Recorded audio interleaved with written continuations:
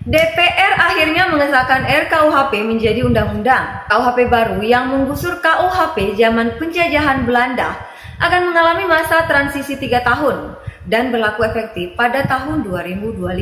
Jalan berliku dan panjang untuk mengesahkan RKUHP. Sebagaimana diketahui, sejak Indonesia merdeka, telah banyak dilakukan usaha untuk menyesuaikan KUHP warisan kolonial tersebut sesuai dengan perkembangan kehidupan sosial lainnya, baik nasional maupun internasional. Perdebatan panjang telah lebih dari 60 tahun. Diskursus RUU KUHP telah melintasi 7 presiden. Di DPR, perdebatan RUU KUHP juga telah melintasi 13 kali periode.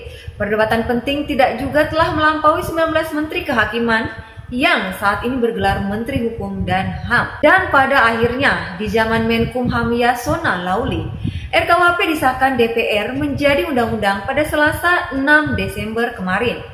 Pengesahan dilakukan di tengah banyaknya penolakan. Penolakan terhadap RKUHP bukan baru terjadi belakangan ini. Sejak 2019, gelombang demonstrasi menolak RKUHP sudah terjadi di berbagai daerah. Aliansi mahasiswa hingga masyarakat sipil kompak turun ke jalan. Penolakan ini bukan tanpa alasan. Dalam RKUHP ada sejumlah pasal baru yang dianggap masih bermasalah. Misalnya pasal penyerangan kehormatan atau harkat dan martabat presiden dan wakil presiden, pasal penghinaan, demo tanpa izin kena pidana, hingga larangan penyebaran paham bertentangan dengan Pancasila. Nah, berikut sejumlah pasal krusial dalam KUHP yang masih jadi perdebatan. Yang pertama, penyerangan kehormatan atau harkat dan martabat presiden atau wakil presiden. Pengaturan tindak pidana penyerangan martabat presiden paling banyak ditentang dalam KUHP baru. Pasal 218 mengatur hukuman orang yang menyerang kehormatan presiden atau wakil presiden.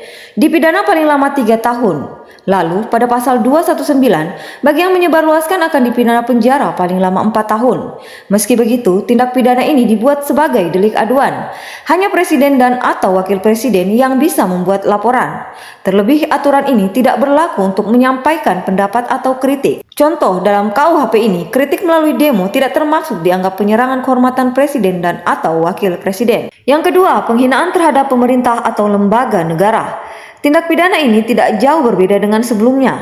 Tindak pidana ini mengatur penghinaan terhadap pemerintah, dalam hal ini presiden yang dibantu wakil presiden dan menterinya, dan lembaga negara yang dimaksud adalah MPR, DPR, DPD, Mahkamah Agung, dan Mahkamah Konstitusi. Ancaman pidananya paling lama 1 tahun 6 bulan. Bila tindak pidana penghinaan itu menimbulkan kerusuhan, maka pidananya paling lama 3 tahun. Sementara bagi yang menyebarluaskan, maksimal hukuman kurungan 3 tahun. Seperti pasal penghinaan presiden, pasal ini merupakan delik aduan, hanya bisa dilaporkan secara tertulis oleh pimpinan pemerintah atau lembaga negara. Yang ketiga, pidana penghinaan. KUHP yang baru mengatur tindak pidana mengenai penghinaan dan pencemaran nama baik, hingga fitnah.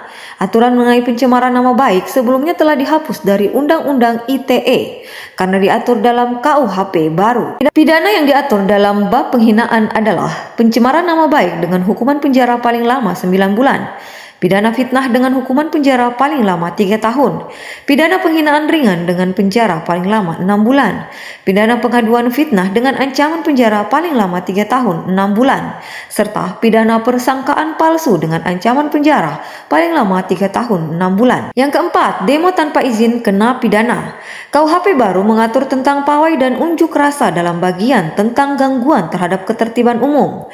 Orang yang melakukan pawai, unjuk rasa atau demonstrasi tanpa izin dapat dipidana 6 bulan penjara. Aturan tersebut berada dalam pasal 256 KUHP. Yang kelima, pidana terkait kesusilaan. Sejumlah pasal terkait kesusilaan yang sempat jadi sorotan masyarakat masih diatur dalam KUHP baru dengan sejumlah perubahan.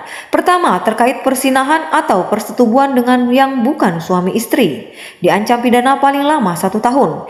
Dalam draft terbaru, tindak pidana ini menjadi delik aduan. Yang hanya bisa mengadukan adalah suami atau istri serta orang tua atau anaknya. Begitu juga dengan pidana kohabitasi atau biasa disebut hidup bersama tanpa hubungan perkawinan.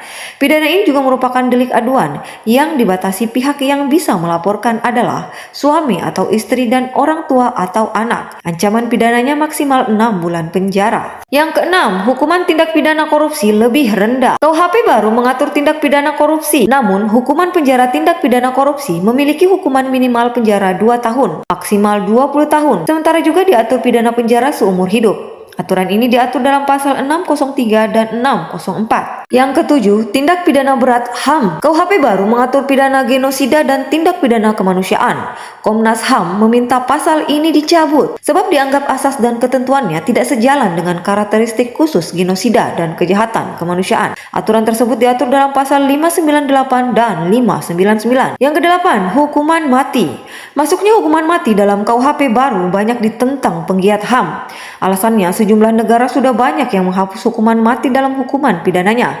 Dijelaskan dalam pasal 98 KUHP baru, pidana mati diancam secara alternatif sebagai upaya terakhir pencegah dilakukan tindak pidana. Yang kesembilan, living law. KUHP baru mengatur terkait hukum adat atau hukum yang hidup di masyarakat. Hanya melalui pemenuhan kewajiban adat, aturan tersebut berada dalam pasal 597. Yang ke-10, larangan penyebaran paham yang bertentangan dengan Pancasila. KUHP baru memuat aturan larangan penyebaran dan pengembangan aturan komunisme, marxisme, atau paham lain yang bertentangan dengan Pancasila. Hukumannya yaitu pidana penjara paling lama 4 tahun. Frasa paham lain bertentangan dengan Pancasila ini dianggap dapat dijadikan alat kekuasaan untuk kriminalisasi oposisi.